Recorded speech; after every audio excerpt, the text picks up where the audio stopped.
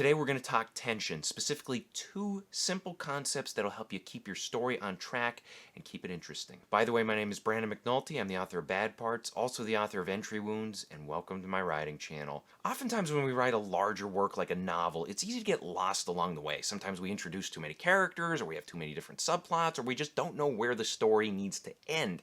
And this can be a problem, especially when you plan on writing a 200 or 300 page novel, and then next thing you know, it's 700 pages, or it's over 1,000, or it's just going nowhere and it never seems to end. And today I want to share with you a technique I learned from Chuck Palahniuk's book, Consider This. If you've been following my videos recently, you know that I've been getting a lot of great information out of this book. There's a lot of fresh concepts in here, as well as some overviews of writing techniques that we often forget about or we overlook. And today specifically, I want to talk about what Chuck Palahniuk calls the idea of the clock and the gun. And these two concepts can help keep a story on track. So if you are struggling with writing a story and you're not sure why it won't end or why it isn't coming to a climax or whatever it may be, pay attention because these two ideas can make things a lot easier for you. Now, with the idea of the clock, this is anything that limits a story's length by suggesting it will end at a certain time.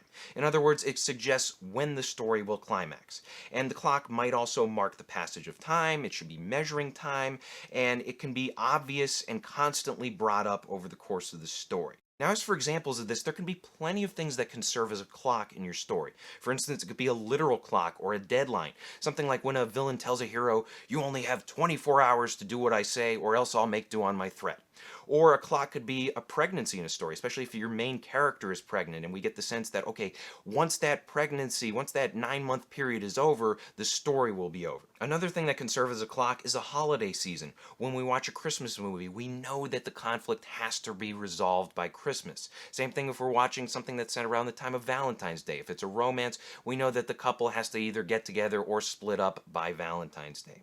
Then you also have the idea of a terminal illness working as a clock. If a character comes down with an illness in the first act, they're probably going to die by the end of the story, so they have to take action before then. You can also have a historical event serving as a clock. For instance, the Titanic's voyage. There are plenty of different things that you can use as a clock, and a clock not only helps you as the writer, but it also helps the readers be engaged with the story and helps them keep track of things and anticipate the ending. And as for the gun, this is basically Chuck Palahniuk's take on the idea of Chekhov's gun. If you ever heard of Chekhov's gun, whenever you have a gun introduced in the story early on, later on in the story, that gun better go off. And what Chuck Palahniuk says here, his idea of the gun is that it's an object, a character, or a dynamic that should be introduced early on in the story and then brought up later on so that it can send the story to its climax. In other words, the gun hints at how the story will climax. It brings the story to a messy, noisy, chaotic finish. And it's something that you want to introduce and you want to hide early on and hope that the audience will forget about it. You want to hope that they'll forget about it because later on when you do bring up that gun, it should be both shocking and inevitable. It should just blow your audience away, but it's also playing fair because the concept was introduced early on. Now for some examples of the gun, in the book The Shining by Stephen King, it's the mention that the furnace will explode if the pressure isn't regularly checked and relieved. And this is of course very different from the movie, the Stanley Kubrick movie. So in the book version, there's this mention that early on that, okay, if you don't check the furnace every now and then, it will explode. And then later on in the story, there's a huge payoff with this. Some other examples of a gun might be if you have a character who neglects to pay off a gambling debt, and then they get hunted down by the sharks later on in the story. Or maybe you have a character who pisses off the mob, or a character who takes an action that leads another character to seek out revenge. And then once you get toward the end of the story, you can have that revenge happen, and that's what sets the climax in motion.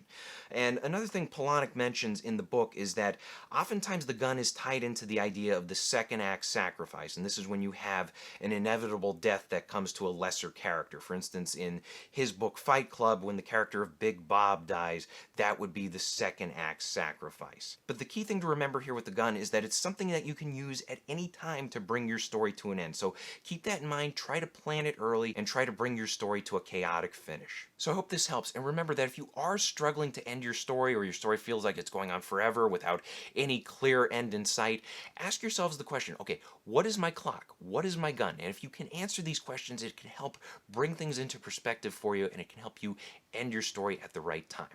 Question of the day, what is your favorite story that involves either a clock or a gun? Let us know in the comment section below. Thank you guys for watching. If you want to support the channel, please pick up a copy of either one of my novels. Bad Parts is great if you like small town horror. It's about people trading away their body parts to get healthy again. And then Entry Wounds is a thriller about a guy who picks up a haunted gun and he cannot put it down until he kills 6 people with it. Also, be sure to check out my other videos, hit the like and subscribe buttons for me, share this video with a friend, and as always, remember to keep on writing.